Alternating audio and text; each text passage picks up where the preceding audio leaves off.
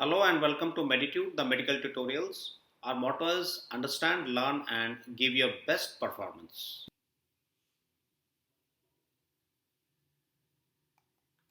As discussed in lecture 3 of Meditude, there are three types of molecules: hydrophilic molecules, hydrophobic molecules, and amphipathic molecules.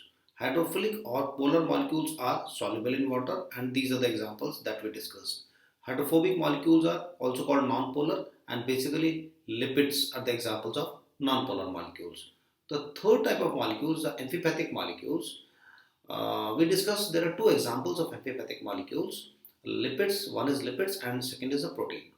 In the lipids are basically non-polar molecules. But there are certain lipids like cholesterol, phospholipids, and sphingolipids. They have a small portion of the molecule which is polar. That is called the polar head. And the rest of the molecule is non-polar. That is called the non-polar tail. Remember, lipid is basically a non-polar molecule. The major portion of the molecule is basically non-polar. Just a small portion of the molecule is polar, which is called the polar head. The major part of the molecule is non-polar, which is called the non-polar tail. So this is how an amphipathic lipid is generally depicted: the polar head and the non-polar tail.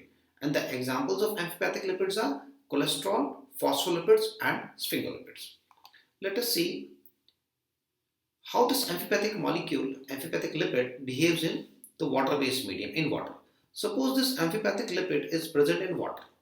Now the problem for this molecule here is that non-polar tail, this is a non-polar tail, the major part of the molecule which is non-polar, it will not allow it to stay in water because it is running away from water. It is hydrophobic.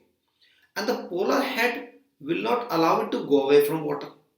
So this molecule will go to the surface of the water and it orients itself in such a manner that non-polar tail, the hydrophobic tail, is as far as possible away from water. And the polar head, the hydrophilic head, is buried in the surface of water. Suppose there are multiple molecules present in the water-based medium, in the aqueous medium. All of these will go to the surface and orient themselves in such a manner that non-polar tails are away from water. They are projected away from the water surface and the polar heads are buried within the surface of water. So this molecule acts as a surfactant. And what is surfactant? Surfactant means which reduces the surface tension. So amphipathic lipids, they reduce surface tension. This is a very important physiological role played by the amphipathic lipids in the human body. What is surface tension? Surface tension is a weak force due to which the surface of all the liquids behaves like a stretched membrane. And because of the surface tension, the liquids try to occupy a minimum surface area. So 3 points to remember about surface tension. Number 1, it is a weak force. Number 2, the surface of liquids behaves like a stretched membrane because of the surface tension. And number 3, they occupy minimum surface area. Let us see what is the physiological role played by the amphipathic lipids in the human body. These are the lung alveoli. The lung alveoli.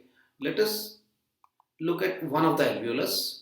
This is an alveolus. It is lined by the alveolar lining fluid. So this alveolar lining fluid, during inhalation the alveoli expand due to the inspiratory effort, and during exhalation the alveoli contract. While the alveoli are contracting, there are two contractile forces. One is the elastic recoil of the lung tissue. The lung tissue is elastic in nature. Because of the elastin, a lot of elastin is present. So there is an elastic recoil. Because of elastic recoil, the alveoli contract during exhalation. And another important force which is responsible for alveolar contraction is the surface tension of the alveolar lining fluid. I told you, because of the surface tension, every liquid tries to occupy minimum surface area. So this tries to occupy minimum surface area. So it tries to contract the alveoli. So these are the two contractile forces: the elastic recoil of the lung tissue and the surface tension. But in the alveolar lining fluid, there is presence of an amphipathic lipid. And as I just told you that amphipathic lipids act as surfactants, so this surface tension will be reduced. So one of the contractile forces reduced. So the contractile force will be reduced. So what is the result of reducing the contractile force? One of the contractile forces that at the end of respiratory cycle, the alveoli don't collapse. Some amount of air is left in the alveoli at the end of the respiratory cycle. And why the amount of air is left in the alveoli, the dead space is there in the alveoli, because in the next inspiratory cycle we have to apply a very small inspiratory effort. The alveoli are in the collapse state, we have to apply a lot of inspiratory effort to inflate them. But if the alveoli remain inflated at the end of the respiratory cycle, some amount of air is left in the alveoli at the end of the respiratory cycle, the inspiratory effort is bare minimum. We are breathing effortlessly. We are not even aware that we are breathing. Unless we consciously notice that we are breathing, we are not even aware of it. Our inspiratory effort is very small because of this, because of the presence of surfactant. But suppose there is a deficiency of surfactant, the alveoli will collapse at the end of respiratory cycle and we have to apply a lot of inspiratory effort to inflate them again. That leads to respiratory distress. This happens in a newborn. Before birth, in a fetus, the lungs are in the collapse state. The alveoli are in the collapse state. Immediately after birth, the newborn takes a deep inspiratory effort. The first cry of the newborn is basically a deep inspiratory effort because the alveoli have to be inflated, which are in the collapse state. And in fact, we give a stimulus to the fetus so that the fetus, stimulus to the newborn, so that the newborn cries. Either a tap on the foot or we rub the back of the newborn cries, we make the newborn cry. So when the newborn cries, the first cry of the newborn is a deep inspiratory effort, the alveoli get expanded. And then subsequently the alveoli, they don't collapse after that. So subsequent inspiratory effort are less forceful. But suppose there is a deficiency of surfactant in the alveoli, alveolar lining fluid, the alveoli collapse at the end of respiratory cycle and the newborn has to apply the same inspiratory effort which it had applied immediately after birth. That leads to respiratory distress. So deficiency of surfactant is not seen in the normal newborn, it is seen in the premature or preterm neonates. So deficiency of surfactant in the preterm neonates leads to respiratory distress syndrome of the newborn, which is also called the hyaline membrane disease of the newborn. So these are the points to remember: the deficiency of surfactant, the preterm neonates, respiratory distress syndrome of newborn, hyaline membrane disease. Very important point to remember. Now let us see which surfactant is present in the alveolar lining fluid. This is phosphatidic acid, the basic structure of a phospholipid. I told you phospholipids are one of the amphipathic lipids. So this is the basic structure of phosphatidic acid: the glycerol, the phosphate and the two fatty acids. Phosphatidic acid. Suppose choline is attached to it. So this is phosphatidic acid and choline, they combine to form phosphatidylcholine. This is one of the very important phospholipid. It is also called lecithin. And suppose these two fatty acids are palmitates, palmitic acid or palmitates. This will be called dipalmitoyl phosphatidylcholine or DPPC in short. We can also call it dipalmitoyl lecithin or DPL in short. So this is the major surfactant present in the alveolar lining fluid. And if there is a deficiency of surfactant, that leads to respiratory distress syndrome.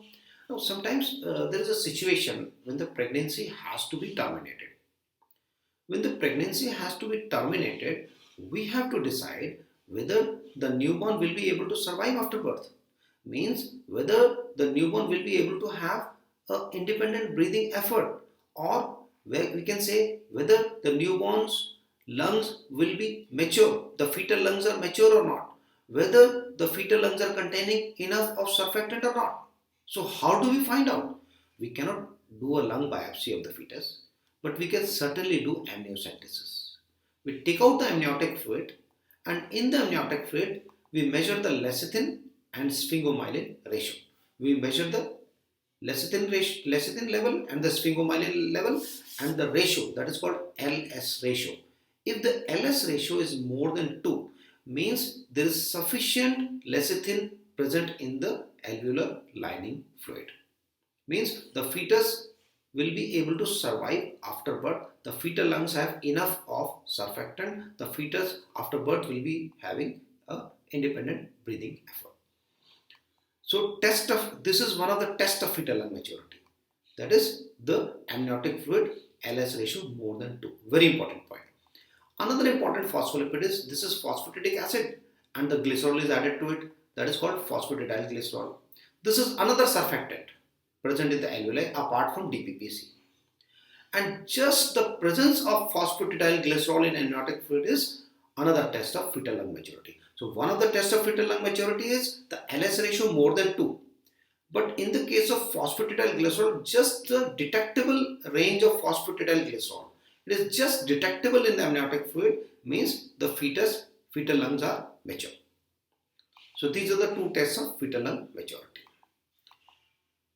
Suppose this is a urine sample, and on the urine sample, if we lightly sprinkle sulfur powder, it floats on the surface of urine. Now, why the sulfur powder floats on the surface of urine? Because of the surface tension of the urine surface. It floats. But suppose in the urine there is presence of an amphipathic molecule.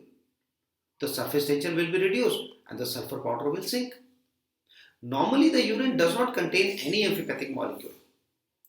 But in case of obstructive jaundice, bile salts are present in urine, and bile salts are the derivatives of cholesterol. So they are amphipathic in nature, so they reduce the surface tension, and because of reduction of surface tension, the sulfur powder sinks instead of floating. This is a simple bedside test to detect the presence of bile salts in urine. And bile salts are present in urine in obstructive jaundice. So we can diagnose obstructive jaundice by doing this simple bedside test. This is called Hayes sulfur test. So these are the two important physiological roles played by the amphipathic lipids as surfactants. Let us quickly revise the points that we have discussed in this lecture. The amphipathic molecules act as surfactant, they reduce surface tension. DPPC or DPL is a major surfactant present in the alveolar lining fluid. The deficiency of DPPC is likely to occur in the alveoli of preterm neonates, and the deficiency causes respiratory distress syndrome or hyaline membrane disease of the newborn. And there are two tests of fetal lung maturity: the LS ratio more than 2 in amniotic fluid, the presence of phosphatidylglycerol in amniotic fluid. Hayes sulfur test detects the presence of bile salts in urine in obstructive jaundice. If you wish to better your performance in any of the exams and build a solid foundation for a great career in medical science, please like, share and subscribe our channel Meditute the Medical Tutorials.